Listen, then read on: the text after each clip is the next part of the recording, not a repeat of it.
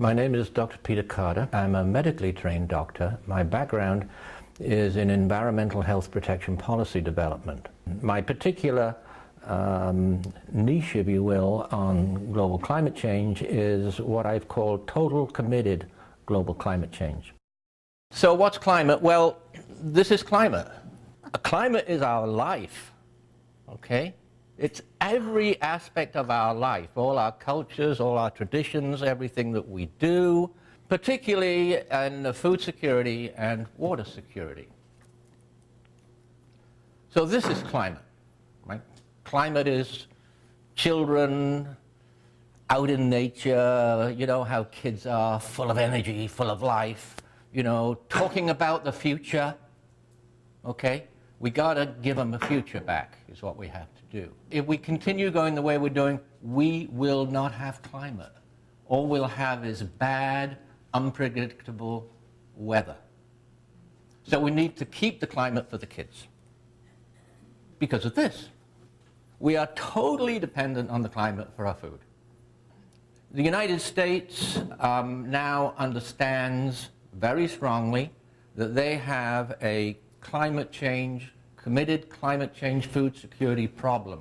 Both the last year's Federal Department of Agriculture report that had a climate change section in it and most recently released federal climate change assessment, they both came to the same conclusion, which is that food production in the United States until mid-century is going to be mixed. There's going to be ups and downs. But they both say that after mid-century, their crop yields are going to go down. North America and the global north, with the best agricultural regions of the world, because of very poor climate crop models, have assumed that we're going to ride out climate change. That has changed. Okay? They all realize at the highest level that they're not going to be able to ride out climate change. This is a simplified version of the famous burning embers IPCC way of indicating to policymakers what's dangerous. And I've just taken 3 of them from the latest assessment, Unique and Threatened Systems, which is human populations and ecosystems. Extreme weather events, well, we all know what that is, but extreme weather events, they're the most damaging category of climate change impacts to both human population health and security and the security of their crops. So in labor-intensive agriculture, you've got a double whammy here, right? So this is going to be, it's going to be devastating. There's no point in saying it's not going to be. And this is what we have to prepare for. And then we've got planetary tipping points. So you can see how crazy 2 degrees C is, right? It's getting up into the orange of planetary tipping points.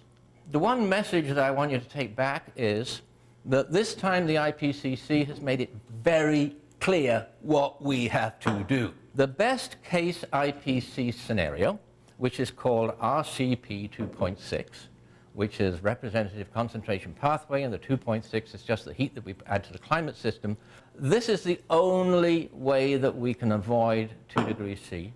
The other special thing about RCP 2.6 is it doesn't keep going up. All the other scenarios, all the other mixtures of population and energies, they all keep going up after 2100. We know what we have to do now, so how do we do it? This is the emissions.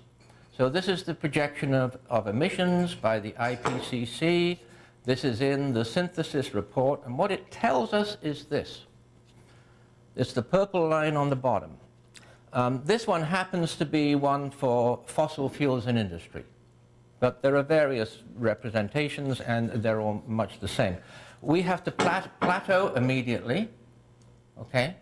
And then at 2020 at the latest, this is the IPCC saying this, hundreds and hundreds of scientists across the world, every single government has agreed to this, okay? Emissions come down from 2020. This is going to happen, because it must. Not only that, though, it comes down very sharply. By 2040, The emissions, carbon dioxide, fossil fuel industrial emissions, they've reduced by about 50%. This is big. This is very, very big. Okay? Just a few years ago, people would have looked at this and listened to me and said, "You're nuts." It's not nuts anymore. It's doable. We know it's doable economically because we've had some new economic reports out that says, no, switching to a zero carbon economy will grow the economy and increase jobs. So they finally got that right. Now, the yellow thing actually in the middle there is rather interesting. That's the scenario for a rapid increase in energy intensity. Before we had the transformation of energy, everybody was talking at us about improving energy intensity. But now the IPCC shows that this is their best case scenario for improving energy intensity. Can't work. We have to replace all fossil fuel energy.